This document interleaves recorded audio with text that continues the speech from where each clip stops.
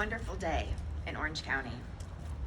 I am so proud to be speaking to all of you as we get to welcome City of Hope to our community. This could not happen soon enough, and I mean that wholeheartedly. You see, I belong to a unique club that no one wants to join, although 1/3 of all Americans are among our ranks. I am one of the millions of Americans who have received a cancer diagnosis. That's why I am so grateful for City of Hope. For me, City of Hope saved my life. That drive to Duarte wasn't fun, but it was necessary. I needed City of Hope's life-saving treatments because the Cancer Club kept renewing my membership. It all started on a gloomy morning in March 2011 when I found a harmless bump underneath my arm. I saw my doctor and the blood panel came back negative, but she ordered a mammogram and an ultrasound just to be sure. That weekend, I ran the Napa Valley Marathon in my attempt to qualify for the Boston Marathon. For months, I trained hard, ate well, slept well, didn't smoke, didn't do drugs. I felt so healthy and indestructible. The result, I qualified. I was on cloud 9. Discipline, determination, and drive, as my father would say. Never worried, never scared. I followed up with the results of my scan. I was a marathon runner. I was too healthy to be sick. I expected the radiologist to come back and tell me, all clear, have a nice day. Instead, he came and told me that I needed to have a biopsy. Now I was scared. What was wrong?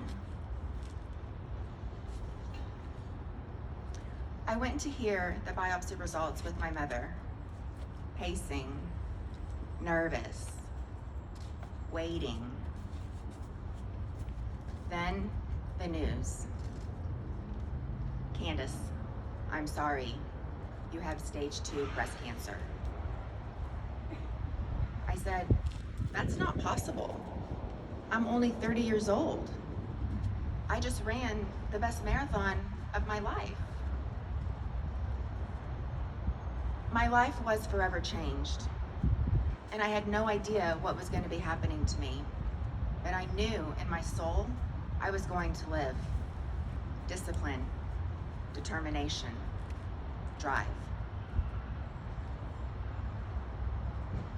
Over the next several months, I underwent a lumpectomy, removing 17 lymph nodes, 7 of which were cancerous, 12 rounds of chemotherapy, a blood transfusion, capillary leakage in my lungs, 8 months of prednisone, 38 rounds of radiation, a 3-a-week lymphedema treatment on my arm. And there were years of physical and hormone therapy, as well as complications and side effects. I didn't recognize myself in the mirror. I was now a member of that club.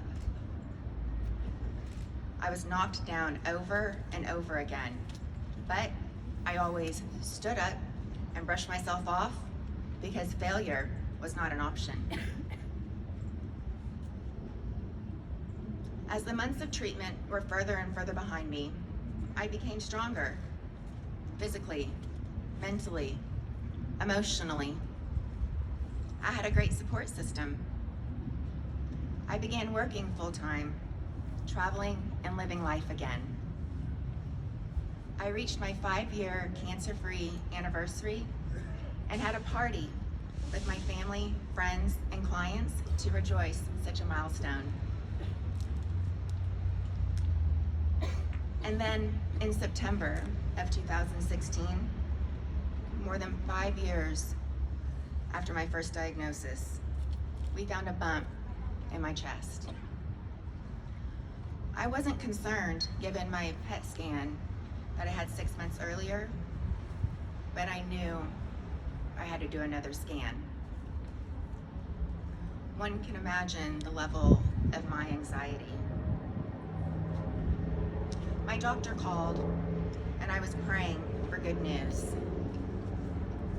He said, "Candace, I'm sorry, your cancer is back and you have tumors all throughout your body." I hung up the phone, staring into nothing. I threw myself on the floor next to my golden retriever, Lulu, and had a meltdown. Then I made a decision. This was it. I was going to get the best cancer care and treatment available. I was going to go to the City of Hope. I scheduled an appointment with Dr. James Wiseman. Despite the drive to Doherty, I was disciplined and determined to survive. Dr. Wiseman and his team made me feel safe. Dr. Wiseman was always thorough and direct. I would be on oral chemotherapy and shots to create remission for life. Since my cancer was estrogen positive, I made the decision to have my ovaries removed, as this was the best decision for my body and for my life. Being diagnosed 2 times as a young female is hard to imagine. Even harder to imagine that it came back after I won the first round. I was 30 years old the first round and 35 years old the second round. I often wonder why me, but I always go back to the recognition that cancer is an indiscriminate